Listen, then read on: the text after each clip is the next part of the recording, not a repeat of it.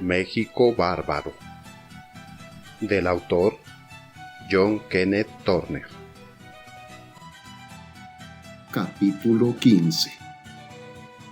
La persecución norteamericana de los enemigos de Díaz.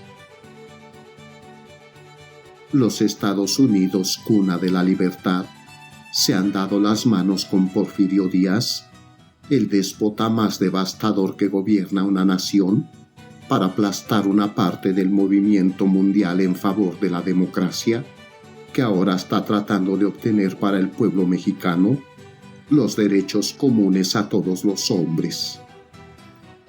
En capítulos anteriores, he mostrado cómo los estados son socios voluntarios en la opresión esclavista y política de la tierra de Díaz. He puesto en claro cómo han apoyado a la dictadura militar porfirista con su alianza comercial, con su conspiración de prensa y su amenaza de intervención y anexión. Dedicar este capítulo a relatar cómo los Estados Unidos han entregado sus recursos militares y civiles en manos del tirano y con tales recursos lo han mantenido en el poder, del que de otro modo ya hubiera caído. De esta manera, los Estados Unidos han constituido la fuerza final, determinante de la continuación del sistema de esclavitud que he descrito en los primeros capítulos. Por Estados Unidos quiero decir el gobierno de los Estados Unidos principalmente, aunque también se hayan complicado algunos gobiernos de los estados norteamericanos fronterizos.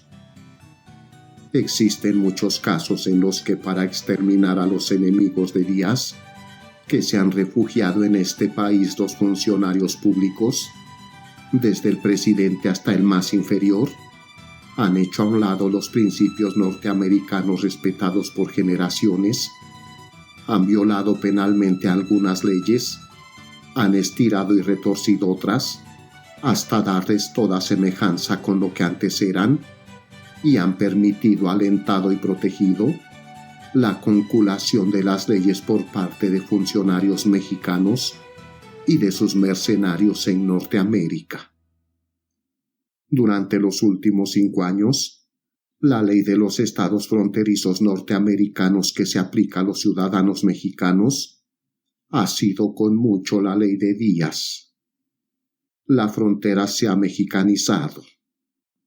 En gran cantidad de casos el gobierno de los Estados Unidos ha delegado sus propias facultades especiales en agentes mexicanos, como cónsules, abogados pagados o policías privados. Se ha negado a los ciudadanos mexicanos el derecho de asilo y la ordinaria protección de las leyes norteamericanas. Por el reinado del terror así establecido, los Estados Unidos han mantenido ahogado un movimiento que de otro modo con toda seguridad hubiera desarrollado fuerza suficiente para derrocar a Díaz, abolir la esclavitud mexicana y restaurar el gobierno constitucional en México. Por 3 veces durante los 2 últimos años, 2 como secretario de guerra y 1 como presidente, William Howard Taft ha ordenado el traslado de tropas a la frontera de Texas para ayudar a Díaz a vengarse de sus enemigos. Con este mismo objeto, al mismo tiempo y también en otras ocasiones, ha enviado allí patrullas de alguaciles norteamericanos y escuadrones de agentes del servicio secreto.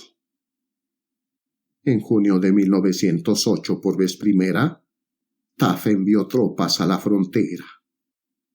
La segunda fue en septiembre de ese mismo año. Después en julio de 1909. Las tropas recibieron órdenes de rechazar a los fugitivos para que cayeran en manos de los soldados mexicanos que los perseguían o que los capturaran y encarcelaran en caso de que lograran cruzar el río Bravo para salvar sus vidas en territorio de Texas. Esta acción del presidente Taft constituyó una interpretación indebida de las leyes norteamericanas según se deriva de los mensajes enviados desde Washington el 30 de junio de 1908, los cuales fueron publicados el 19 de julio de 1908.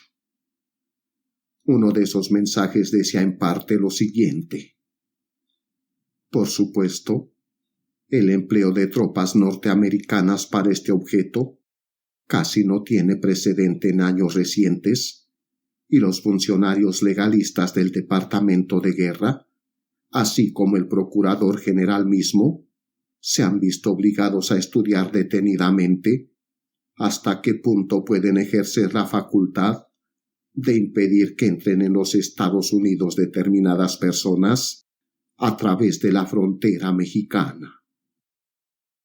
Según la ley no se requieren pasaportes, excepto en el caso de chinos y japoneses, y tal vez el único fundamento razonable para la detención de fugitivos que traten de cruzar la línea sería la presunta violación de las leyes de inmigración o de inspección sanitaria.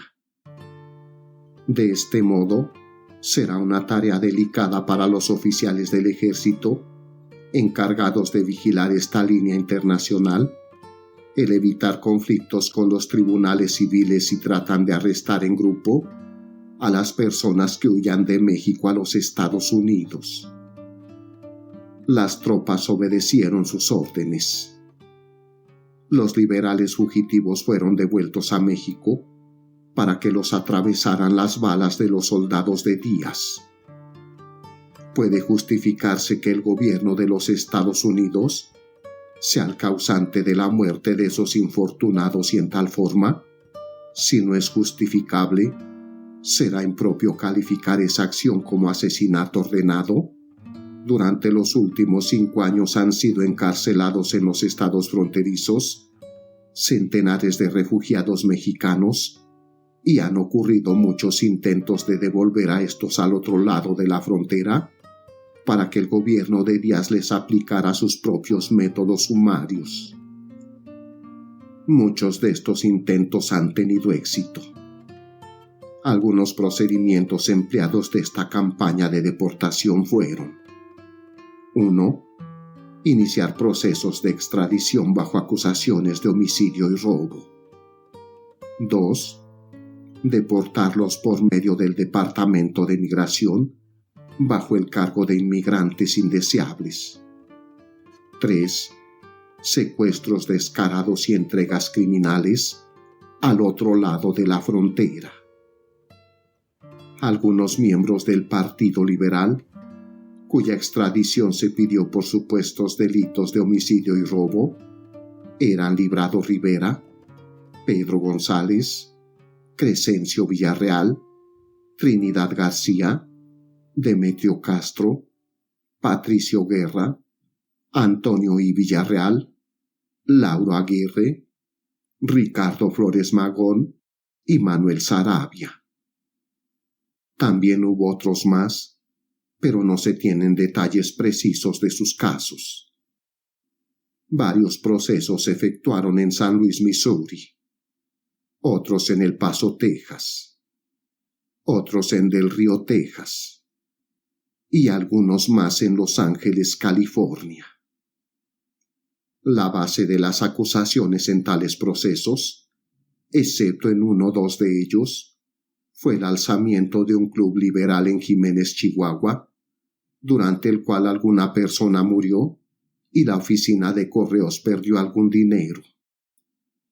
En consecuencia, cualquier mexicano a quien se le pudiera comprobar que era miembro del Partido Liberal, aunque nunca hubiera estado por allí ni hubiera sabido nada del alzamiento, se hallaba en peligro de extradición por homicidio y robo. El gobierno de los Estados Unidos gastó muchos millares de dólares en los procesos derivados de estas acusaciones, manifiestamente injustificadas. Pero hay que reconocer que gracias a la actitud de ciertos jueces federales, estos procesos no hayan llegado por lo general al fin que se buscaba. El juez Gray de San Luis, Missouri, y el juez Maxey de Texas calificaron los delitos como de naturaleza política. El texto del fallo del primero en el caso de Librado Rivera es el siguiente: los Estados Unidos contra Librado Rivera. Ciudad de San Luis, Estado de Missouri. En el presente certifico que previa audiencia pública ante mí, en mi oficina en dicha ciudad, en este día 30 de noviembre de 1906, estando presente el acusado y al parecer en las pruebas que el delito imputado fue de naturaleza enteramente política el citado acusado, Librado Rivera fue absuelto, lo cual testifico con mi sello y firma. James R. Gray, comisario de los Estados Unidos en San Luis, Missouri. El plan de deportar a los refugiados políticos por medio del Departamento de Migración fue más efectivo. Las leyes de inmigración disponen que si se descubre que un inmigrante es un delincuente, o un anarquista o que ha entrado en los Estados Unidos de modo ilegal, siempre que se descubra dentro de los 3 años siguientes a su llegada, los funcionarios de inmigración pueden deportarlo. La cuestión de la indeseabilidad del inmigrante no está sujeta a revisión por los tribunales. El inmigrante no puede apelar y, excepto 2 o 3 restricciones, la palabra del agente de migración es ley. Por lo tanto, se puede colegir fácilmente que si dicho funcionario no es un hombre honrado, si quiere aceptar cohecho o ceder a influencias o halagos, impunemente puede enviar a la muerte segura a muchos hombres puros e íntegros. Tal se ha hecho exactamente. Antonio I. Villarreal, secretario del Partido Liberal, fue uno de quienes estuvieron en peligro de ser deportado según las leyes de inmigración. Después que se emplearon infructuosamente varios medios para obtener su extradición, Villarreal fue entregado a los funcionarios de migración del Paso. Cuando ya iba camino de la línea fronteriza, hizo un esfuerzo para libertarse y logró escapar. Entre los muchos mexicanos liberales detenidos en Arizona, en el otoño de 1906, Lázaro Puente, Abraham Salcido, Gabriel Rubio, Bruno Treviño, Carlos Humbert, Leonardo Villarreal y varios otros fueron deportados en grupo por los funcionarios de migración de Douglas, aunque no existe pretexto legal para deportar a un inmigrante porque sea refugiado político. Por otra parte, de acuerdo con los llamados principios norteamericanos, el refugiado tiene derecho a que se le presenten de modo especial solícitos cuidados por esa misma razón. Sin embargo, estos hombres fueron deportados porque eran refugiados políticos, a pesar de su calidad de personas pacíficas y respetables. La ley no permite en ninguna circunstancia la deportación después que el inmigrante ha residido en los Estados Unidos por más de 3 años. No obstante, varios de los deportados habían vivido en el país más allá de ese plazo. Lázaro Puente, director de un periódico en Douglas, afirmó residir en los Estados Unidos de manera continua desde hacía 13 años. En este caso particular, se puede citar todavía otro delito de los funcionarios. Cuando existe el motivo para la deportación, en los casos ordinarios el inmigrante es devuelto simplemente al país de donde vino. Pero en este caso, los liberales mexicanos fueron entregados en grupos, maniatados por las autoridades norteamericanas, a la policía mexicana. Las esposas no les fueron removidas de las muñecas hasta que los prisioneros llegaron a la penitenciaria de Hermosillo Estado de Sonora. Por supuesto, una vez que los tuvo en su poder, el gobierno mexicano no encontró otro delito contra estos hombres, sino el de ser miembros del Partido Liberal. No obstante, sentenció a todos a cumplir condenas de prisión. Muchos norteamericanos recordarán el caso de L. Gutiérrez de Lara, a quien el Departamento de Migración arrestó para deportarlo en octubre de 1909, con el pretexto de que era un anarquista extranjero.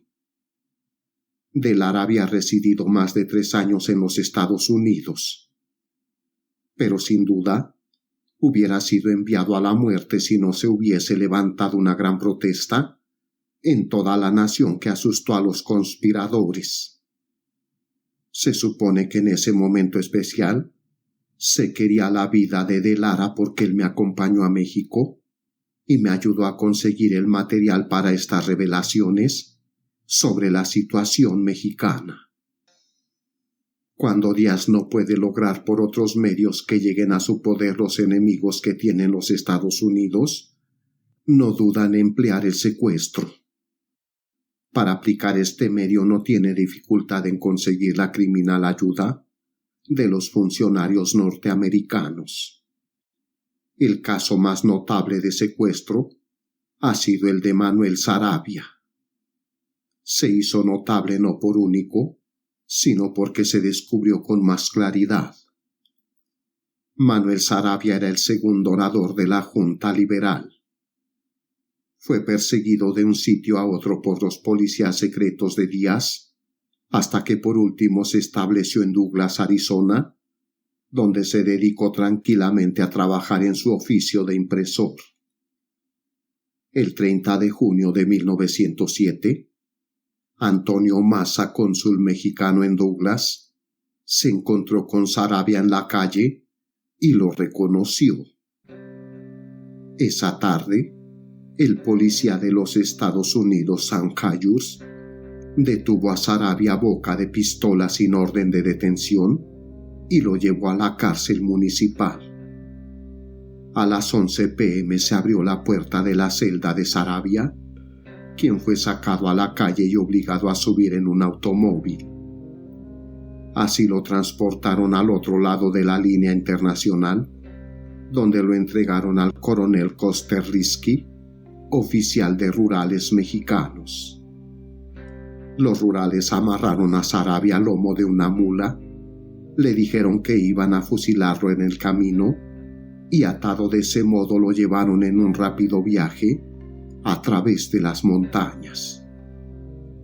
Después de 5 días de marcha lo confinaron en la penitenciaria de Hermosillo, Sonora. ¿Cómo se salvó Saravia? Tan solo por lo siguiente. Cuando era metido a la fuerza en el automóvil, a gritos dijo su nombre y denunció que lo secuestraban. Los rufianes que lo conducían lo sofocaron para que callara y luego lo amordazaron.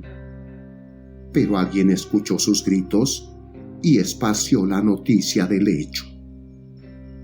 Aún así, el cónsul Maza tuvo la audacia de tratar de ahogar en silencio el asunto y llevar su trama a feliz resultado. Por determinados medios pudo hacer callar a la cadena de periódicos de Arizona, propiedad de George H. Kelly, según este confesó más tarde ante los tribunales. Pero en Douglas en esa época había un periodista a quien Maza no pudo cohechar, Franklin B. Dorr, quien dirigía el Douglas Daily Examiner. En su periódico, Dorr levantó una protesta que encendió la sangre del pueblo de Douglas. Se organizaron mítines callejeros para levantar más la indignación del pueblo. Una multitud enardecida buscaba a Maza con una cuerda para colgarlo. Llamamientos telegráficos al gobierno del estado y al de la nación, y por fin Saravia fue vergonzosamente devuelto. ¿Qué hubiera sucedido a Saravia si no se hubiera oído su voz en esa noche? de junio de 1907. Exactamente lo mismo que ha sucedido a muchos otros, cuyas atemorizadas voces no llegaron a oírse. Habría desaparecido sin que nadie supiera decir con certeza hacia dónde había ido a parar. Y ahora pregunto, ¿qué le sucedió a los secuestradores? Absolutamente nada. El cónsul Maza, el policía Hayes, Lee Thompson, carcelero municipal, el alguacil Shropshire, Henry Elvey el chofer, y algunos policías privados cuyos nombres nunca se dieron al público, parece que claramente han sido culpables del delito de secuestro, el cual se castiga con prisión en la penitenciaría. Los últimos fueron detenidos y los 4 primeros fueron citados en debida forma para comparecer ante el Tribunal Superior de Douglas. Elvey confesó con toda claridad el caso y la prueba parecía concluyente. Pero tan pronto como la excitación se calmó, uno por uno se archivaron en silencio los procesos. No puede culparse a Saravia de esto, pues se hizo el intento de cohecharlo para que saliera de la ciudad. Pero él rechazó el soborno. Es evidente que el dinero con que se había comprado a Hayes, a Thompson y a Shropshire no fue el único que repartió Maza en aquella ocasión. Casi cada una de las pequeñas ciudades norteamericanas, situadas a lo largo de la frontera mexicana, alberga a un individuo que ostenta el título de cónsul mexicano. También hay cónsules en pueblos situados centenares de millas lejos de esa frontera. Se supone que tales cónsules cumplen el propósito de cuidar los intereses del comercio entre ambos países. Pero hay pueblos en California, Arizona, Nuevo México y Texas cuyo comercio con México no es mayor de $100 al año, y sin embargo tienen cónsules mantenidos por días con un costo de centenares de millares de dólares al año. Estos hombres no son tales cónsules. Son espías, perseguidores, sobornadores. Están provistos de mucho dinero que gastan libremente para alquilar malhechores y detectives y para sobornar a funcionarios norteamericanos. Con el poder obtenido en esta forma, en diversas ocasiones han suprimido periódicos y han hecho encarcelar a sus directores, así como han disuelto clubes políticos de mexicanos. Durante el proceso de José María Ramírez y otros 4 liberales en El Paso, Texas, en octubre de 1908, un policía municipal ingenuo juró que su jefe le había dicho que obedeciera las órdenes del cónsul mexicano y del jefe de la policía de Ciudad Juárez, Chihuahua, en territorio mexicano. Después de las amenazas del cónsul mexicano en Tucson, Arizona, unos asaltantes destruyeron la imprenta de Manuel Saravia en esa ciudad en diciembre de 1908. Pero Saravia no pudo persuadir al jefe de policía de Tucson para que practicara una investigación del asunto, ni de que tratase de encontrar y castigar a los delincuentes. Algunos policías privados de Los Ángeles, California, en muchas ocasiones recibieron órdenes del cónsul mexicano e ilegalmente le entregaron bienes de personas a las que habían detenido.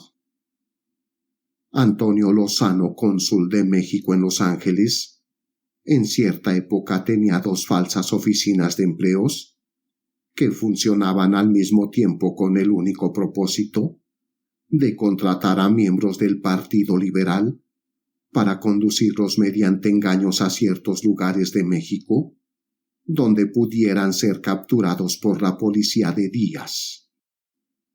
Este mismo cónsul Después que de Lara y yo iniciamos nuestro viaje por México, ofreció dinero a varios amigos de Lara para que le dijeran hacia dónde había partido éste. Detalles de mínima importancia como estos llenarían muchas páginas. John Murray fue detenido por el jefe del servicio secreto Wilkie por el supuesto delito de recaudar dinero para la defensa legal de los refugiados. Robert W. Doe, recaudador de aduanas norteamericano en Eagle Pass, Texas, fue obligado a renunciar acusado de ser agente secreto del gobierno mexicano y de que recibía dinero por ese servicio. Las pruebas del caso fueron eliminadas por el Departamento del Tesoro de los Estados Unidos, el cual reinstaló a Doe después de varios meses, una vez que hubo pasado la indignación por este asunto en Eagle Pass.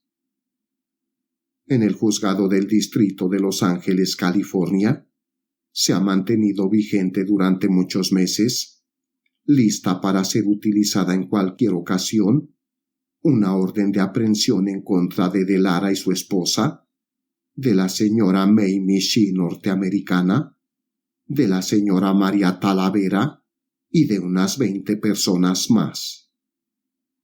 Se acusa a todas ellas de haber violado las leyes de neutralidad por haber hecho circular un manifiesto impreso por el Partido Liberal. Varios de los interesados ya han sido amenazados con aplicar ese auto de detención con el evidente propósito de disuadirlos de ayudar en cualquier forma al movimiento de la regeneración de México.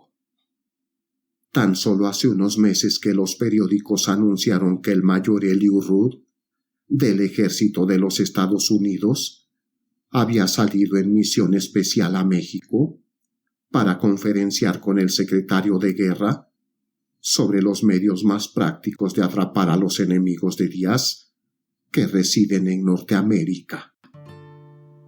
Hace muy poco tiempo se publicó la noticia de que había sido suprimido Punto Rojo, periódico laborista de Texas contrario a Díaz, y que se había ofrecido un premio de $10,000 por la captura de su editor, Praxedis Guerrero. También se dijo que policías del servicio secreto, en su afán de ganarse la recompensa, se habían apoderado de las listas de suscriptores del periódico y habían tomado de ellas nombres de personas contra las cuales se iba a proceder de inmediato.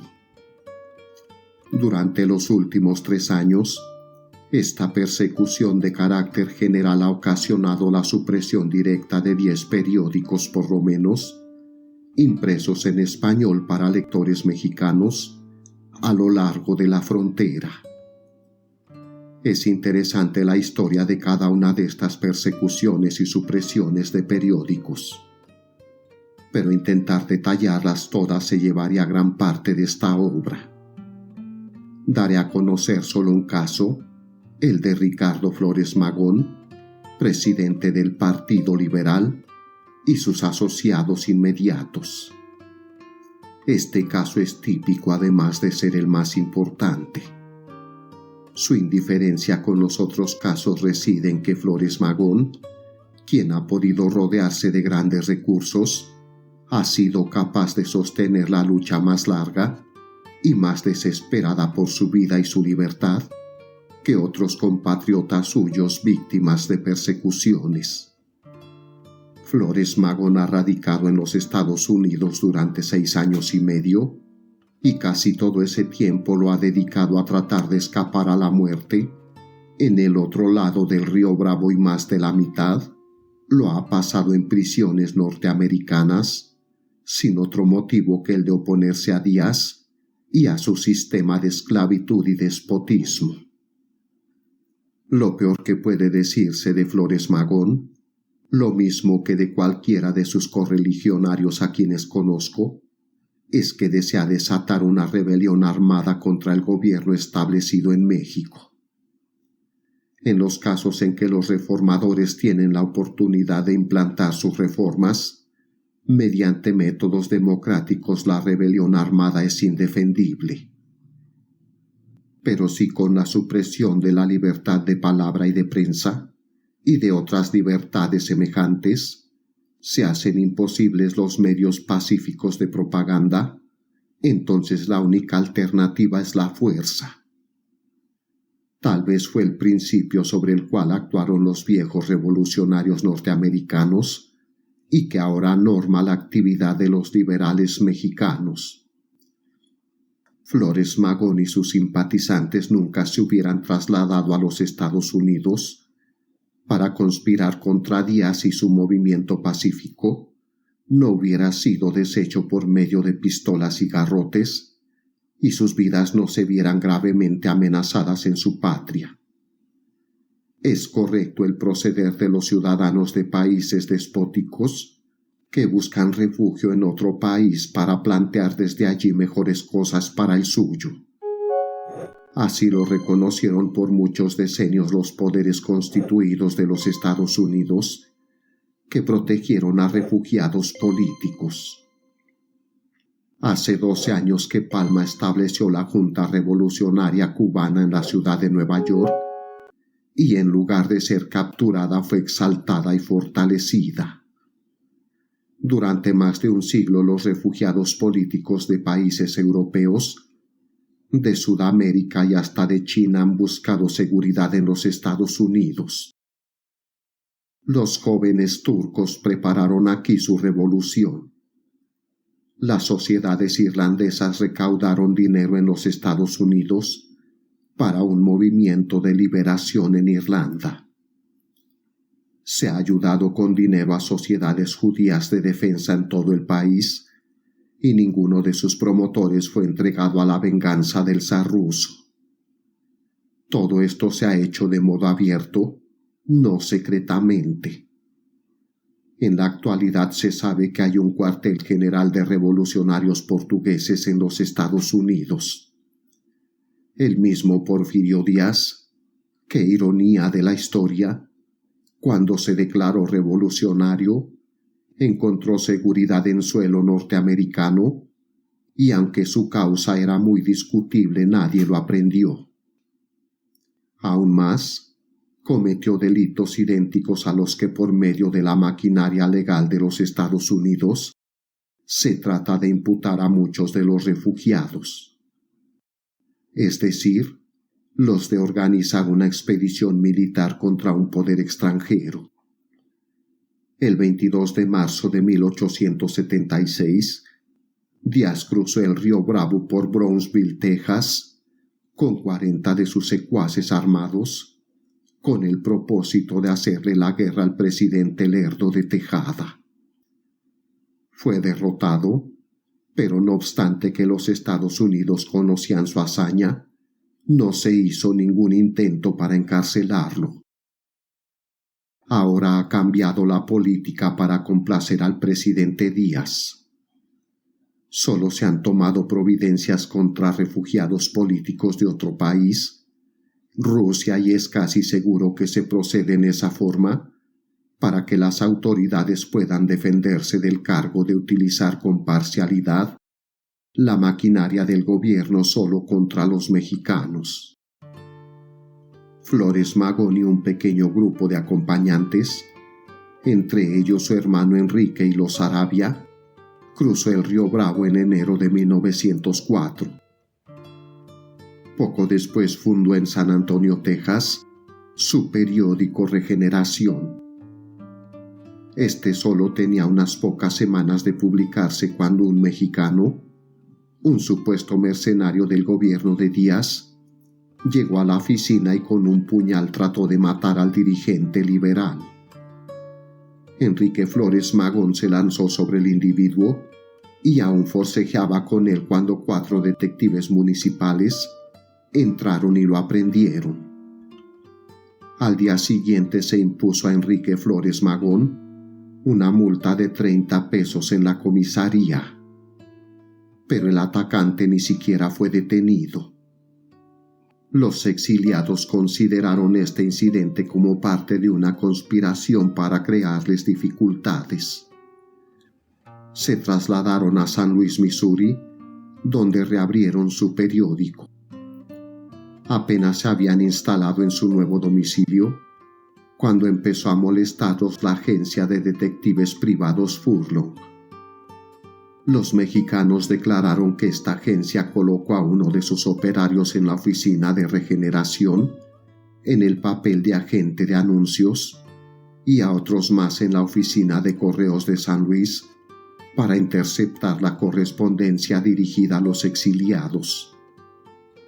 También destacó agentes para buscar personas que quisieran entablar juicio por difamación contra el periódico y, en fin, para acosar a los directores en todas las formas posibles.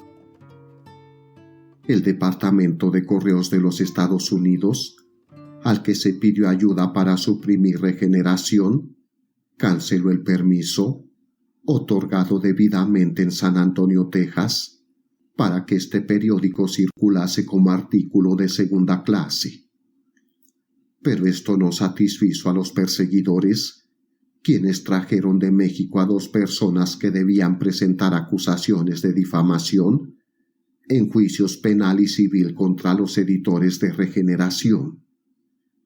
Estos fueron encarcelados y la publicación suspendida. Los detectives de Furlong robaron cartas y se las entregaron al cónsul mexicano en San Luis. Según dicen los refugiados, de tales cartas se obtuvo una lista de nombres que condujo a la captura de unos 300 liberales en México.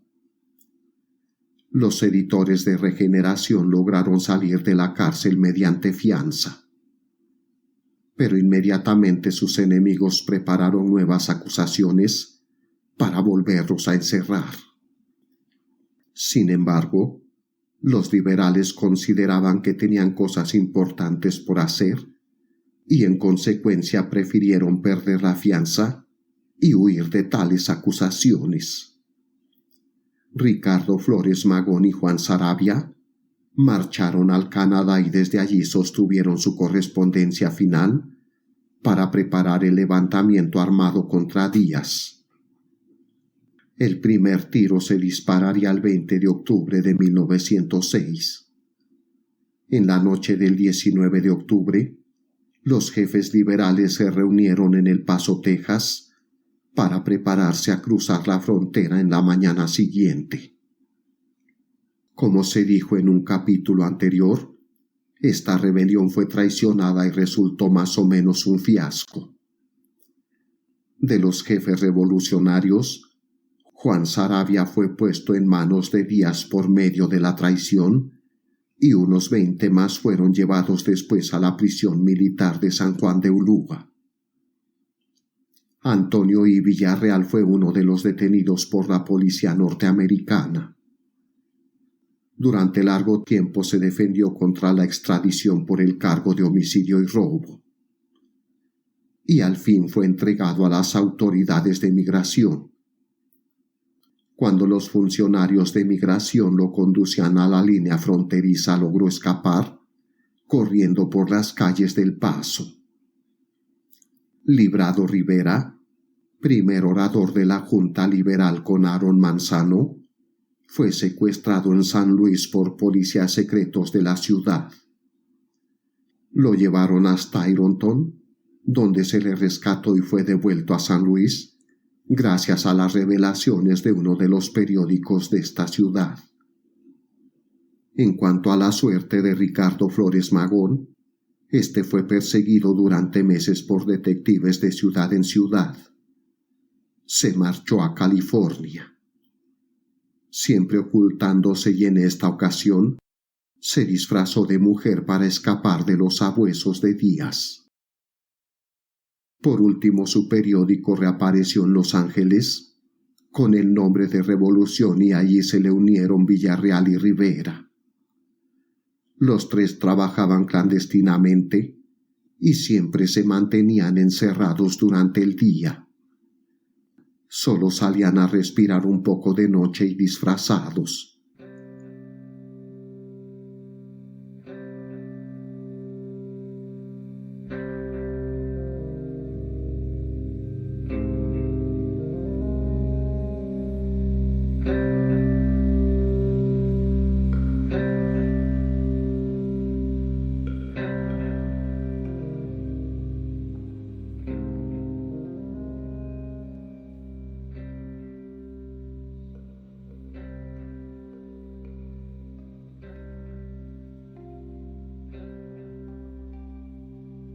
A principios de agosto de 1907, se encontró el lugar de Los Ángeles donde se ocultaban los jefes liberales. Las pruebas existentes indican que había un complot para secuestrarlos, lo mismo que a Saravia. 1. Los policías tuvieron mucho tiempo para procurarse una orden de detención, pero ni siquiera intentaron solicitarla. 2. Llevaron en secreto un automóvil a las cercanías y no lo utilizaron después de efectuado el arresto. 3. Los 3 hombres, al temer un complot para secuestrarlos, gritaron a plenos pulmones. Para acallarlos, los policías los golpearon de modo brutal con las pistolas. Flores Magón, bañado en su sangre, cayó inconsciente al suelo. La prueba circunstancial de que existía un complot para el secuestro la constituye el testimonio directo de uno de los mercenarios del entonces cónsul mexicano en Los Ángeles. Ese individuo confesó la existencia de ese complot y señaló al cónsul mexicano como el hombre que lo había fraguado. Tales hechos parecen haber sido arreglados de antemano. Los sabuesos descargaron el golpe el 23 de agosto y el embajador Krill hizo el viaje desde Washington a Los Ángeles para estar cerca y vigilar que todo se efectuara sin tropiezos. Los concesionarios mexicanos domiciliados en Los Ángeles ofrecieron un banquete a Krill en la noche del 22 de agosto. Al día siguiente, el embajador permaneció en su hotel esperando la noticia de que sus malhechores se habían apoderado de las víctimas, tal como se había planeado. Pero los gritos de Flores Magón y de sus amigos atrajeron tal multitud que no fue posible secuestrarlos. Tan mal preparados estaban los policías para hacer una simple detención que cuando llevaron a sus prisioneros a la cárcel, no supieron qué acusación formular en contra de ellos. De este modo tuvieron que registrarlos en las actas de la policía como detenidos por resistencia a la autoridad. El embajador Krill procedió entonces a contratar los servicios de los abogados más caros de California para que ideasen el modo de llevar a los presos a México. Tales abogados eran el exgobernador Henry T. Gage, Gray, Barker y Brown, socios del senador Flynn de los Estados Unidos, y Horace H. Apple. Una vez que los asuntos se presentaron ante el tribunal, el procurador, como consejero especial, anunció de viva voz sus nombres y durante las audiencias siempre estuvieron presentes 1 o 2 de ellos. Los policías que golpearon a los refugiados casi hasta matarlos y después los acusaron de resistencia a la autoridad, aunque no llevaban orden judicial de detención, fueron Thomas H. Furlong, jefe de la agencia de detectives Furlong de San Luis, principal cazador de refugiados al servicio de Díaz, un ayudante de Furlong y 2 agentes secretos de la ciudad de Los Ángeles, los muy conocidos policías Talamantes y Rico. Durante meses, antes de la detención de Flores Magón y de sus compañeros, circuló en los Estados Unidos un bando en el que se ofrecían $20,000 por su aprehensión. El testimonio que presentó Federico Arismendi, impresor de Los Ángeles ante los tribunales de esa ciudad, comprueba que los detectives recibieron su parte de esa recompensa.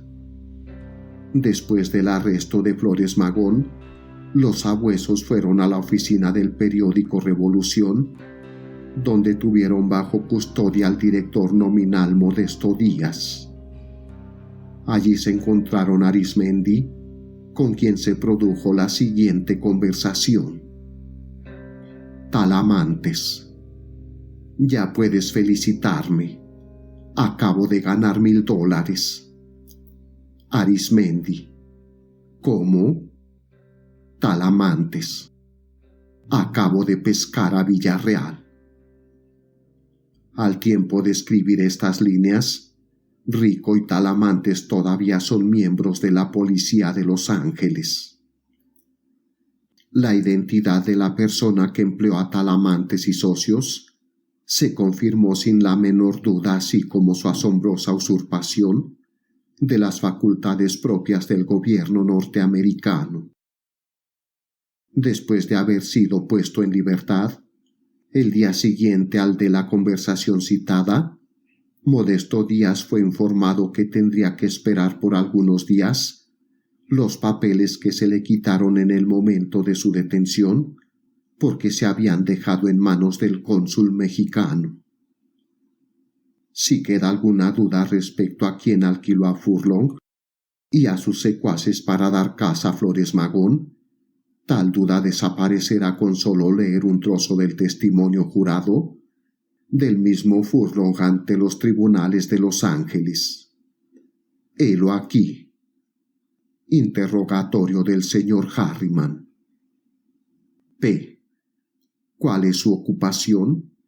R. Soy presidente y gerente de la Furlong Secret Service Company de San Luis, Missouri. P. ¿Ayudó usted a detener a estos hombres? R. Sí. El señor Lawler. Se objeta esta pregunta como conclusión del testigo. P. Del señor Harriman. ¿Tenía usted orden judicial de detención? R. No, señor. El comisario. Se retira la otra pregunta y ahora interroga usted si tenía auto de detención. El señor Harriman. Sí, señor. P. ¿Los arrestó usted sin orden judicial? R. Sí, señor. P. ¿Les quitó usted estos objetos sin orden judicial?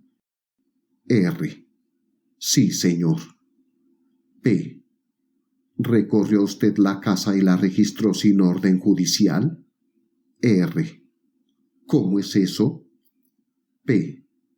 ¿Reconoció usted la casa y la registró sin orden judicial?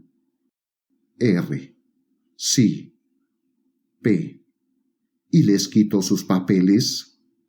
R. Yo no les quité ningún papel. Los detuve y los encerré y después regresé y tomé los papeles. P. Los aprendió usted en casa y los detuvo usted, ¿no es así? R. No, señor. Se los entregué a... P. Bueno, ¿usted los detuvo hasta el punto en que ellos fueron afectados? R. Sí, señor. P. ¿Quién le pagó a usted por hacer este trabajo? R. El gobierno mexicano. Tampoco se resistió Furlong a confesar el objeto de la cacería. Un periódico de Los Ángeles reprodujo declaraciones de Furlong en las que éste se pavoneaba de la detención y afirmaba que había estado tras de Magón y sus amigos durante 3 años. En este periodo, según dijo, había logrado atrapar a 180 revolucionarios mexicanos para entregarlos al gobierno de Díaz, el cual los liquidó pronto. De acuerdo con una declaración judicial, certificada y jurada debidamente por W.F. Swickey en los tribunales de Los Ángeles, Furlong expresó que él no estaba tan interesado en este caso, ni en las acusaciones por las que se procesa a los detenidos, como en conducirlos a Arizona. Todo lo que nosotros queremos, por nosotros se entiende el mismo y las autoridades mexicanas, es llevar a los detenidos a Arizona, y entonces ya veremos la manera de hacerlos cruzar la frontera. El procurador general Bonaparte parece haber tenido el mismo propósito que Furlong, y las autoridades mexicanas aun cuando el caso no implicaba la extradición a México, ni siquiera Arizona. Durante una audiencia ante el juez Ross en San Francisco, el señor Bonaparte tuvo el atrevimiento de telegrafiar a su procurador de distrito en aquella ciudad lo siguiente: resístase por todos los medios al recurso de habeas corpus en el caso de Magón y otros, pues los quieren en México. Este telegrama se leyó en el tribunal. El incidente fue aún más notable en vista de que pocos días antes, en respuesta a una averiguación del senador de los Estados Unidos Perkins, el procurador Bonaparte le había escrito una carta en la que aseguró que el objeto del proceso no era el de enviar a los procesados a México. Se formularon contra Flores Magón y sus compañeros 5 cargos distintos, uno después de otro por separado. Primero el de resistencia a la autoridad, después la manida acusación de homicidio y robo, más tarde la difamación en grado penal, enseguida el homicidio de un tal Juan Pérez en México, y por último la conspiración para violar las leyes de neutralidad.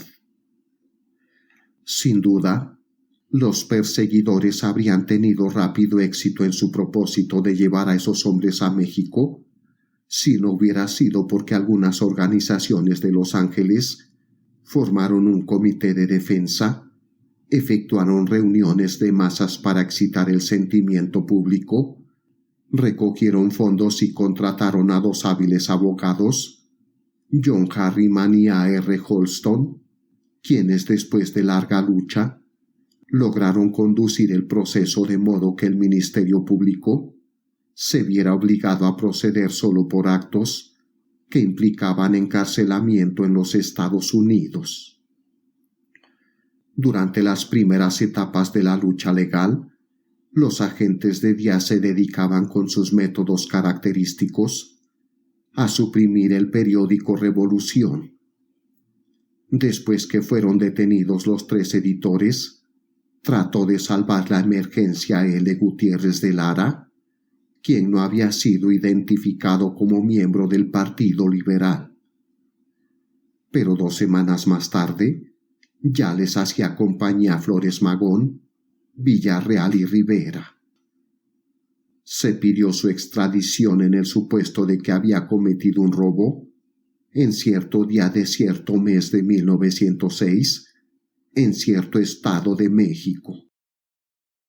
A pesar del arresto de Lara, el periódico Revolución continuó apareciendo de manera regular.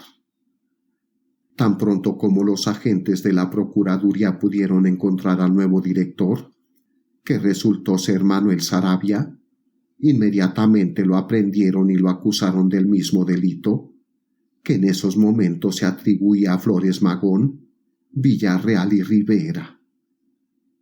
¿Quién quedaba para publicar el pequeño periódico Revolución?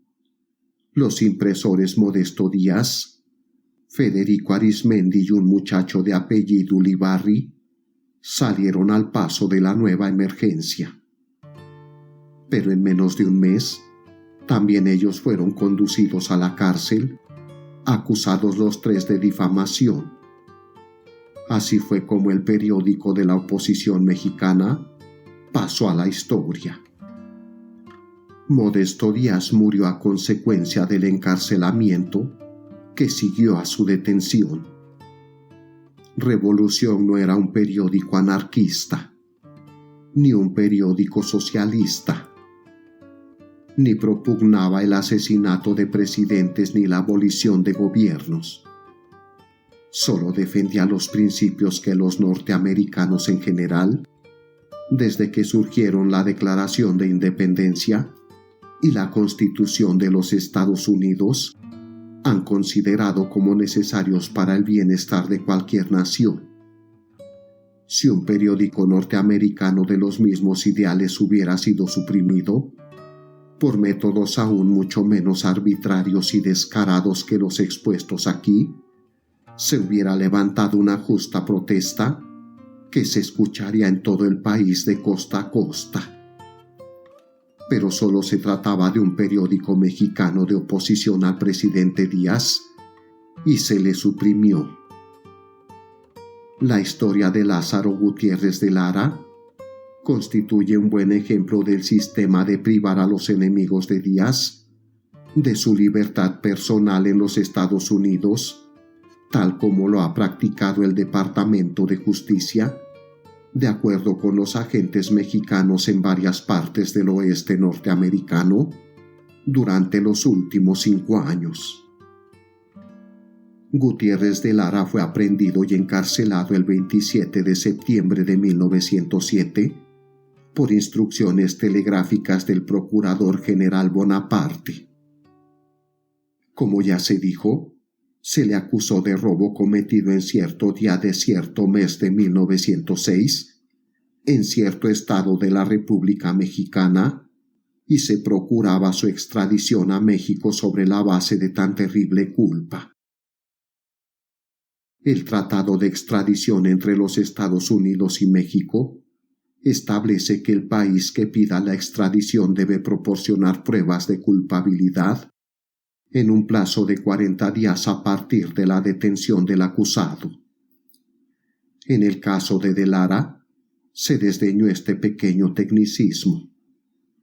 Después de los 40 días se presentó una nueva demanda que contuvo la esclarecedora información de que el supuesto delito había sido cometido en el estado de Sonora, lo cual se consideró motivo suficiente para retener al prisionero otros 40 días.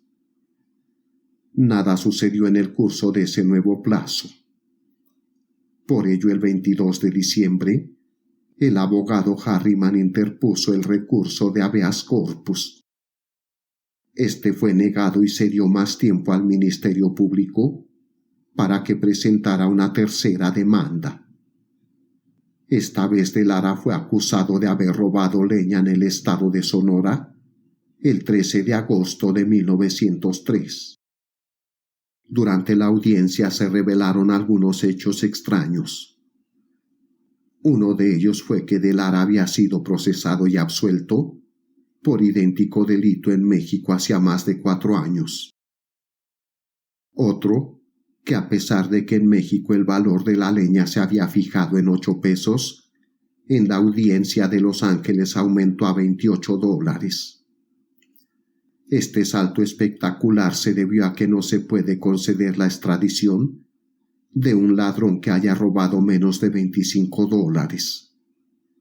Pero por un descuido del Ministerio Público, ese salto de la cotización en el mercado de la leña no fue suficientemente alto. Se descubrió que el precio de la plata en ese año era un poco menos que el acostumbrado, y el abogado Harriman demostró que el pretendido valor de 56 pesos no alcanza el equivalente de $25. Tan solo por este detalle se salvó la vida del acusado. La realidad era que de Lara nunca robó tal leña, sino que como apoderado de una viuda a quien un rico norteamericano dueño de minas trataba de privar de un pedazo de terreno, él había permitido que la viuda cortase un poco de leña en ese terreno para su propio uso. La audacia de los perseguidores de Lara sería increíble si no constase en los archivos. De Lara fue puesto en libertad después de haber perdido 104 preciosos días de su vida en una prisión norteamericana. Tuvo más suerte que muchos de sus compatriotas al ganar su lucha contra la extradición, pero perdió sin remedio esos 3.5 meses transcurridos. Además, Revolución había sido suprimido y se quiso enseñar a un caballero mexicano que quien se opone al tirano puede ser debidamente castigado, lo mismo en los Estados Unidos que en México. Flores Magón, Villarreal y Rivera continuaron encarcelados durante cerca de 3 años, a partir del 23 de agosto de 1907. Desde principios de julio de 1908 hasta enero de 1909 estuvieron incomunicados en la cárcel municipal de Los Ángeles, lo cual significa que a nadie se permitió, ni siquiera a los periodistas, que los vieran, ni que Rivera fuera visitado por su esposa e hijos. Solo un abogado pudo ver a los acusados. Había 2 abogados más que los defendían en otro estado, pero fueron objetados por el endeble motivo de que no se hallaban registrados en California. En julio de 1908 visité en su oficina a Oscar Lawler, procurador de distrito de los Estados Unidos, ante quien protesté por el severo aislamiento en que se tenía a los prisioneros. Pero su única excusa fue la siguiente: hacemos esto a petición del gobierno mexicano. Este nos ha complacido y no es más que justo que nosotros le correspondamos. El gobierno mexicano también pidió que no se admitiera fianza de los reos, lo cual fue concedido. El privilegio de la libertad bajo caución, a reserva de la resolución del juicio, está garantizado por la ley a todas las personas acusadas, excepto a los homicidas a sangre fría. Sin embargo, el juez Wilbur, con atribuciones tanto de juez de distrito como de circuito, negó a estos hombres ese privilegio. La fianza se había fijado previamente en $5,000, lo que era 10 veces más de lo requerido en casos similares anteriores. A fines de julio de 1908, se logró reunir esa cantidad y se ofreció en la forma más segura, pero no fue aceptada por el juez Wilbur, con el pretexto de que un fallo de la Suprema Corte había establecido que durante los trámites de habeas corpus no debe cambiarse la custodia de un prisionero. Esta jurisprudencia fue interpretada de modo singular, en el sentido de que precisamente a estos detenidos no se les debía admitir la fianza. Durante los 6 meses en que los prisioneros estuvieron incomunicados y por ello imposibilitados de defenderse con declaraciones públicas, el procurador Lawler se aprovechó de ese forzado silencio para declararlos culpables no solo de los delitos señalados como materia del proceso, sino también de otros, entre ellos un complot para asesinar al presidente Díaz, aunque era evidente que Lawler no tenía prueba alguna de semejante complot. Después de pasar cerca de 2 años en las cárceles municipales, Flores Magón, Villarreal y Rivera fueron declarados culpables de conspiración para violar las leyes de neutralidad al tratar de organizar una expedición armada contra México, y fueron sentenciados a 18 meses de prisión en la penitenciaría de Florente, Arizona. Saravia no fue juzgado. Logró evitar la extradición y fue conducido a Arizona antes que los otros. Allí fue puesto en libertad bajo fianza y poco después se casó con Elizabeth de Trowbridge, señorita de Boston, perteneciente a una antigua y rica familia. Como la salud de Saravia estaba quebrantada por un largo cautiverio, se convenció de que debía pagar la caución y huir con su esposa hacia Europa, en el supuesto de que si era sometido a juicio, sería encarcelado a pesar de la falta de pruebas en su contra. Desde entonces se ha dedicado en Europa a escribir artículos para varios periódicos ingleses, franceses, españoles y belgas sobre los movimientos democráticos de México. En general, fracasó la campaña para extraditar a los refugiados acusados de homicidio y robo, pero sirvió para mantener en la cárcel a muchos liberales durante largos meses, hasta agotar sus recursos, debilitar su organismo e intimidar a sus amigos. Sin embargo, ello no fue suficiente para conseguir su extradición. La mayoría de los liberales deportados lo fueron por funcionarios de migración o por secuestro. La persecución basada en los supuestos delitos de homicidio y robo fracasó por su patente contradicción con las leyes y los principios norteamericanos. Esto debió ser sabido por los procuradores de los Estados Unidos desde el principio. Pero tan solo por complacer a Díaz, continuaron los procesos sobre tales bases. En realidad, no se trató de un mero error de los agentes del Ministerio Público que intervinieron, sino de una línea política impuesta por los más altos funcionarios del gobierno de los Estados Unidos.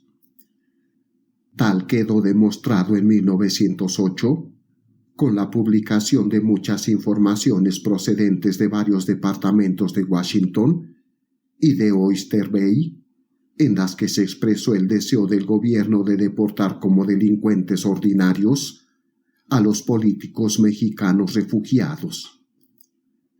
Al fracasar en sus esfuerzos para deportarlos al mayoreo como tales delincuentes, el Departamento de Justicia norteamericano concentró sus energías en asegurar el encarcelamiento de los refugiados por violación de las leyes de neutralidad, por conspirar para violarlas. Se consideró como gran felonía organizar una expedición armada contra una potencia amiga o conspirar para organizarla.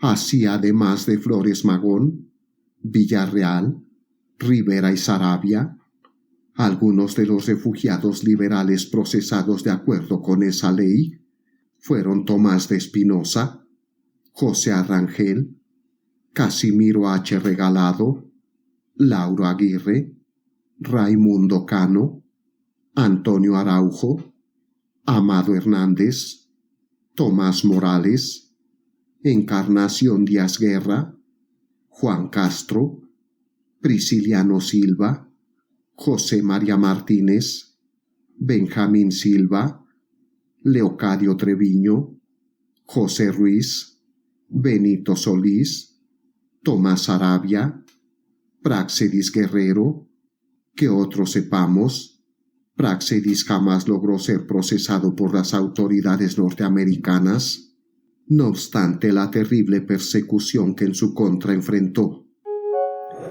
Nota de Chantal López y Omar Cortés.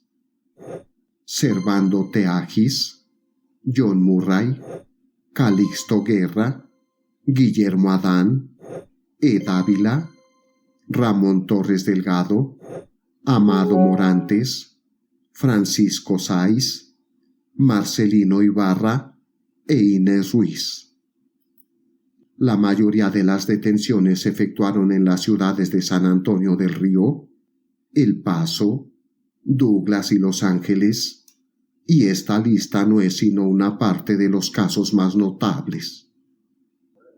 En casi todos ellos, los detenidos fueron encarcelados durante meses, sin ofrecérseles la oportunidad de probar su inocencia. En la vista de sus causas generalmente eran absueltos, pero fueron condenados a penas de 18 a 30 meses de prisión los acusados Araujo, Espinosa, Guerra, Prisciliano Silva, Treviño, Rangel y Flores Magón, Villarreal y Rivera. Unos confinados en Leavenworth, Kansas, y otros en Florente, Arizona. ¿Eran culpables estos hombres? Si no lo eran, ¿por qué se les condenó? En mi opinión, ninguno de ellos era culpable dentro de la debida interpretación de las leyes. Estas fueron violadas, por lo menos en algunos casos, y malinterpretadas siempre para condenarlos. Esta es una afirmación audaz, pero creo que los hechos la apoyan.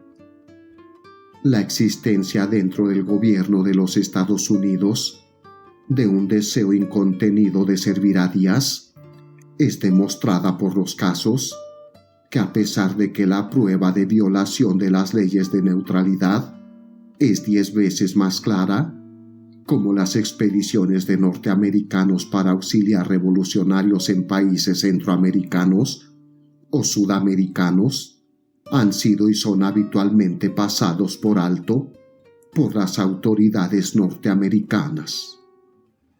Pero no es necesario aducir este hecho en favor de los liberales mexicanos.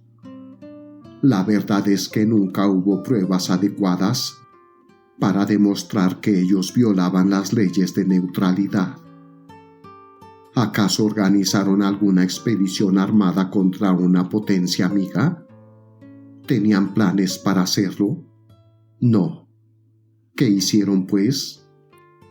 Llegaron a los Estados Unidos, donde proyectaron ayudar a un movimiento revolucionario dentro de México.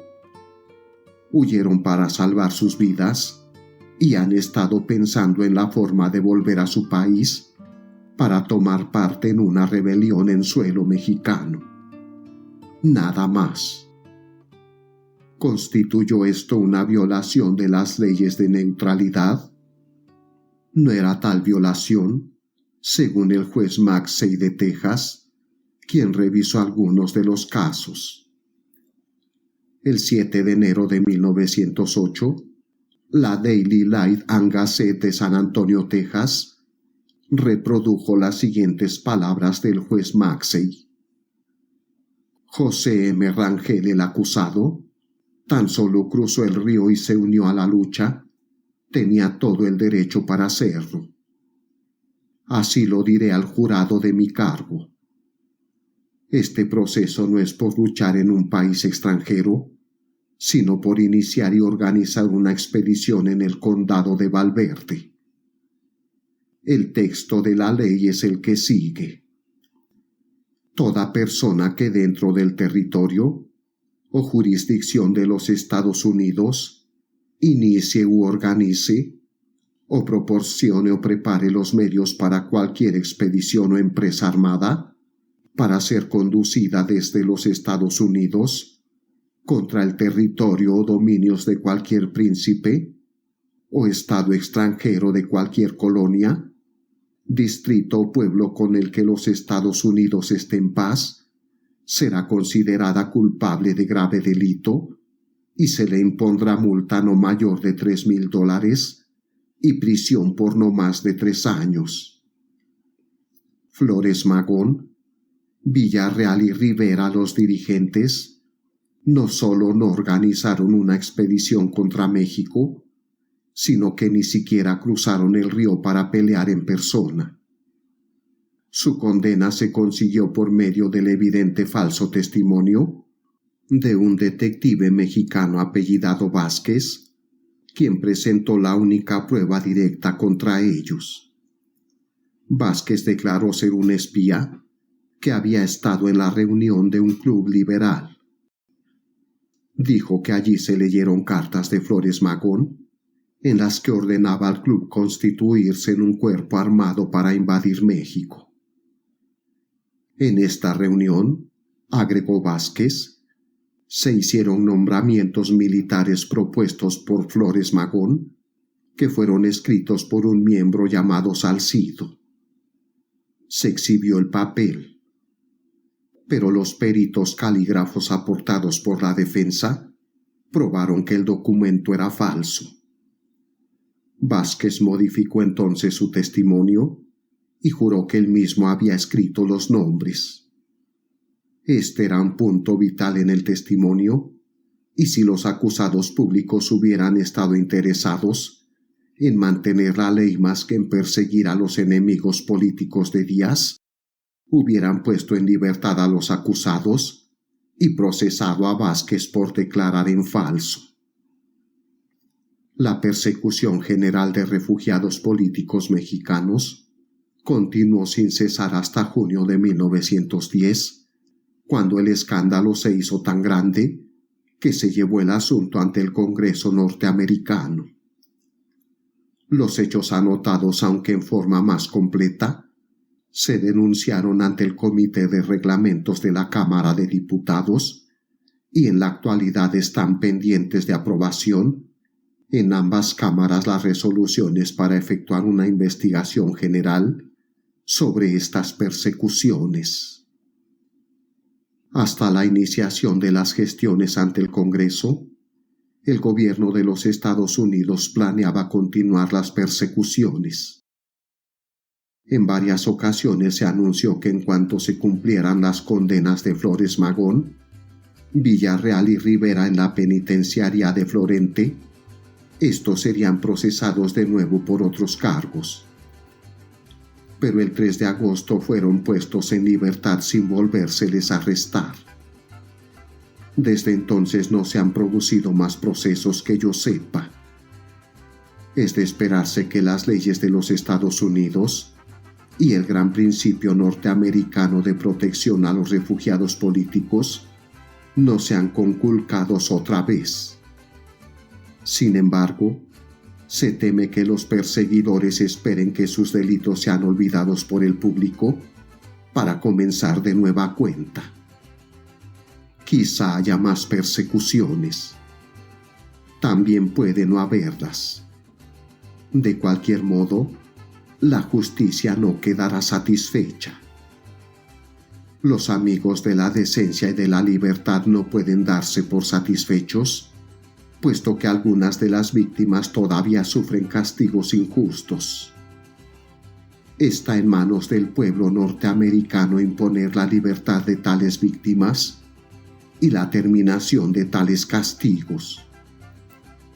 Lázaro Puente, por ejemplo, periodista pacífico durante 13 años residente en los Estados Unidos, fue injusta e ilegalmente deportado como inmigrante indeseable por los funcionarios de migración. Lázaro Puente sigue prisionero en San Juan de Ulúa, la fortaleza militar del puerto de Veracruz, donde lleva encarcelado más de 4 años. Fue entregado contra toda ley a la policía de Díaz y procede que el pueblo norteamericano pida que sea devuelto libre a los Estados Unidos para reparar esa injusticia.